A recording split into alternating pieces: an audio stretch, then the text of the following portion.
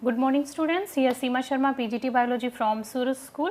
As you know, our very important chapter is going on, that is how do organisms reproduce, right? So today we will take the topic sexual reproduction, right? What is sexual reproduction?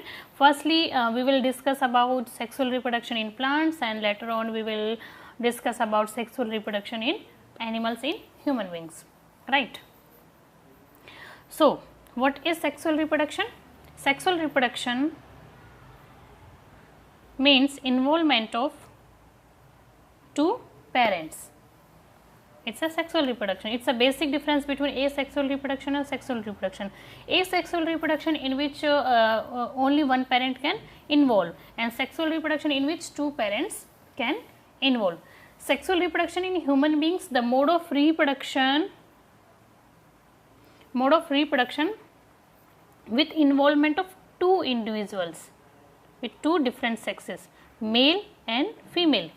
During sexual reproduction, male organism having male sex organ like that produce male gametes like sperm, okay, and which are small and motile. Motile means it can move from one place to another place. And female organism having female sex organ produce ova, which are generally large or store food. It's a non-motile. Male and female gametes fuse to form zygote. Firstly, fertilization occur, that means male and female gametes fuse, and after that they form zygote, and further it grow into a new organism, right? It make a new organism. That is a sexual reproduction in which involvement of two parents, and from male parent it's male gametes, and from female parent female gametes like sperm and egg. They fuse and fertilization occur, zygote form, and new organism is produces. This is the sexual reproduction. So what is the significance of sexual reproduction? Sexual reproduction involves DNA. DNA means genetic material, as well as cellular apparatus of two different organisms which promote, okay, cellular apparatus means all the parts of the cell including cell membrane, right, cytoplasm, and their cell organelles, mitochondria, ribosomes, endoplasmic reticulum, all the material are included. So involvement of DNA and cellular apparatus of two different organisms, male and female, which promotes diversity of characters in the offspring. So what happened with the involvement of two parents, two different genetic materials, right? So it gives a diversity in the offspring. There is a variation in the new individual. In asexual reproduction, what happened? It's totally identical to the parents. They are same copy of their parents. But in sexual reproduction, we can see the variation in a new organism, in a new offspring. Why? Because two parents are involved in, two genetic materials, cellular apparatus involved in it, and the new offspring with the variations. This is the significance of sexual reproduction. We can see the variations due to sexual reproduction, right?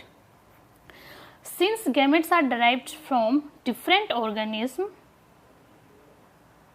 very obvious, male gametes from the male and female gametes, this means sperm from the male and egg from the female, so result a new combination of genes which increase the chances of genetic variations. As I already told you, that just because of two different gametes involved, so variations can be increased, chances of a genetic variations.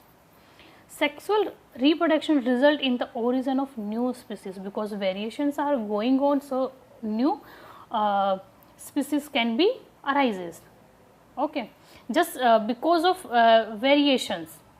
Evolution occur na, evolution, what is meaning of evolution? Is a changes with the time.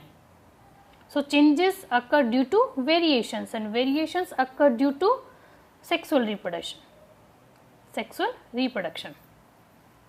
Sexual reproduction involves division in the sex organ that reduces DNA matter to half so that zygote formed after fusion has same amount of DNA as the parent. It maintains DNA in the species. Mainly DNA present 46 in each organism, right? So 50% comes from female and 50% comes from the male side. So total amount of chromosomes, that is 47 in a new organism, right? Limitations of sexual reproduction. Sexual reproduction involve the process of combining DNA from two different organisms, which may bring some undesirable features also. It's not happen that always desirable features come into a new offspring. Sometimes undesirable features also come with it, right? So there is also a disadvantages of sexual reproduction.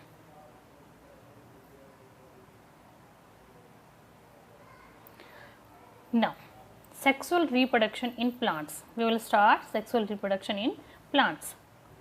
Flowers are the reproductive organs of the plant. Means reproductive organs present in a flower. A typical flower consists of 4 main parts. ठीक है, 4 main parts of the flower is sepals, petals, stamen and is a stigma, pistils. Okay. Types of flower. How many types of flower? It's basically 2 types, bisexual or unisexual. Bisexual means both male and female reproductive parts are present in a single plant, in a one flower, right? Both male or female reproductive parts are plant.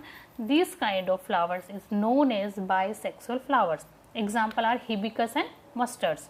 In hibiscus and mustards, both gametes are present, male and female, in a same flower.